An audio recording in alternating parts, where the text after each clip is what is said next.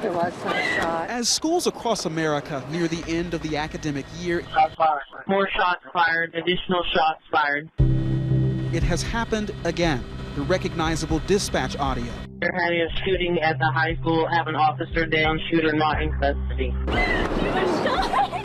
The familiar images of loved ones clinging to one another. I've always kind of felt like eventually it was going to happen here too. I wasn't surprised, I was just scared. This time in the small town of Santa Fe, Texas, located just 30 miles southeast of Houston. I didn't know what to think. I shouldn't be going through this at my school.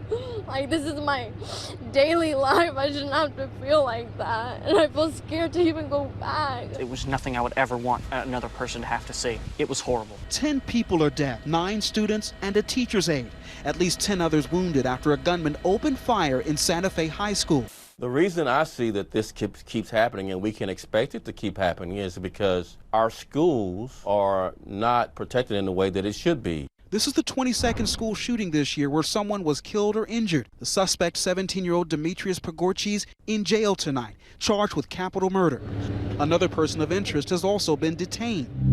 The students at Santa Fe High School had just started the school day when a fire alarm rang out. When I first heard the shots, I thought it was just like fire, because like the fire drill went off. I thought it was like the fire popping or something. Well, I thought maybe it was just like, popping of something, like an explosion or something. So I was like, whatever. But then when I heard the next 4 shots, I was like, no, it's not an explosion. That's, gunshots. Police say the suspect enters the school's art room and opens fire. He's actively shooting. He's in the art room. We got shots fired right now, guys. Freshman Peter Matuza describes the callous actions of the shooter as he hid underneath a table. I looked up between the legs of a chair and he locked eyes with me. You made eye contact with him? I did make eye contact with him, and he had a face of rage. He was mad. Why, I don't know. He first opened fire with a shotgun in which he shot one of my other friends in the head, and her body fell down not too far away from where I was under the table. That is when he turned like this and opened fire with the revolver. So he had 2 guns? He had 2 guns, yes, sir. A sawed-off shotgun and then a revolver. And students were running around screaming. One kid flipped a table up for cover. Everybody just started running outside, and next thing you know, everybody looks, and you hear boom, boom, boom, and I just ran as fast as I could to the nearest forest so I could hide. And I called my mom. A call many of those would make in those immediate moments of terror. As soon as I heard the shots, I called my mom. I told her, Mom, there are gunshots. I heard 4 shots. And it was it was real. It was real this time. It wasn't real last time. Paige's mom describing how she kept her daughter on the line, trying to keep her calm. She said, Mom, there's shots. I immediately turned around. I said, I'm coming. I stayed on the phone with her the whole time and just kept talking to her, kept telling her to stay calm, stay quiet, until the police finally let her out. Police and paramedics responding to the scene within minutes. Officer down. With the suspect still on the loose. See his coverage on the outside. We believe he's barricaded inside. Everybody needs to clear out this way. Teachers ushering students away from the scene. Clear out this way. As students line up outside, police began their search, having them empty their backpacks on the ground. By 9 a.m., the suspect had surrendered, but the danger was not over. There have been explosive devices found in the high school. There are 2 weapons. One was a shotgun, and the other is a .38 revolver. Neither of these weapons were owned or legally possessed by the shooter. It's my information that both of these weapons were obtained by the shooter from his father. You limited the amount of casualties just based on the type of weapons this young man used, but you still had 10 deaths. It's shocking that we can't create an environment in our schools that are safe. Authorities say that even more explosives were discovered at the suspect's home. One was a CO2 device, another was a Molotov cocktail, and there are various other types of explosive devices that have been identified both in a home as well as in a vehicle.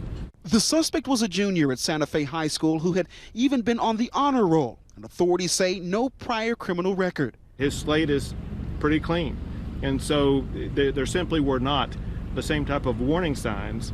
But just last month, he posted this photo of a T-shirt with the slogan, "Born to Kill." I'm sure there were a ton of warning signs that were missed.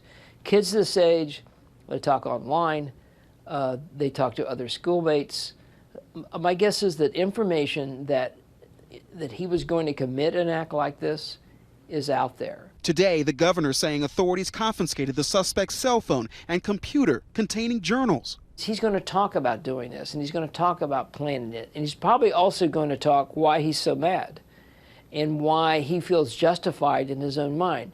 Pogorczyk has been charged with capital murder and is being held without bail. Are you a citizen of the United States? Yes, sir. Because he is a minor, he will not face the death penalty.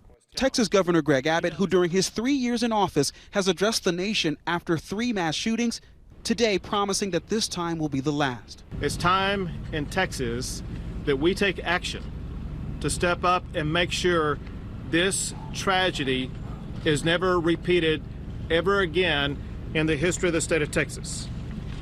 So, beginning immediately, I'm going to be working with members of the Texas legislature, but also members of our communities across the entire state of Texas to begin to work immediately on swift solutions to prevent tragedies like this from ever happening again. This has been going on too long in our country, too many years, too many decades now.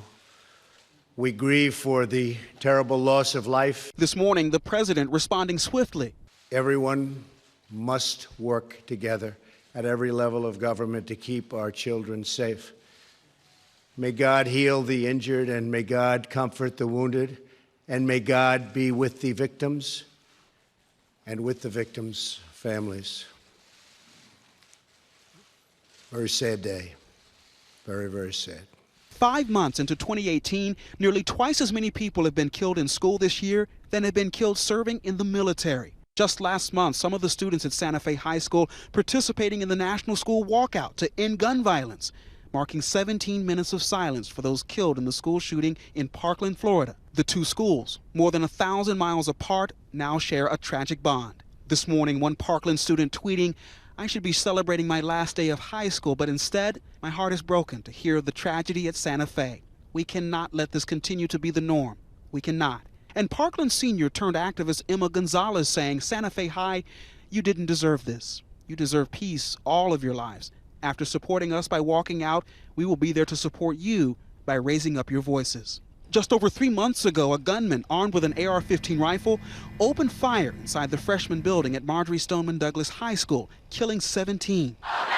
The students, determined not to let this happen again, started a movement. What I wish people would know is that this is something that people cannot get used to. This is something that we can't let keep happening. Never again was their rallying cry. 96 people die every day from guns in our country. As students like David, along with hundreds of thousands, descended on Washington on March 24th. It seemed like the crowd of people never ended. I tried with a selfie stick to try and see if I could see her, and I still couldn't. No more.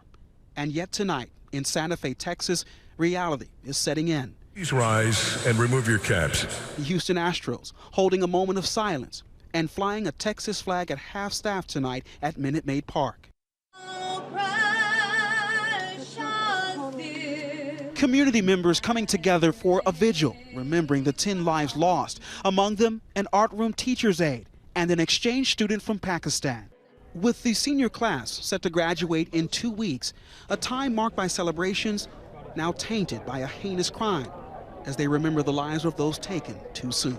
For Nightline, I'm Marcus Moore in Santa Fe, Texas. Hi everyone, George Stephanopoulos here. Thanks for checking out the ABC News YouTube channel. If you'd like to get more videos, show highlights, and watch live event coverage, click on the right over here to subscribe to our channel, and don't forget to download the ABC News app for breaking news alerts. Thanks for watching.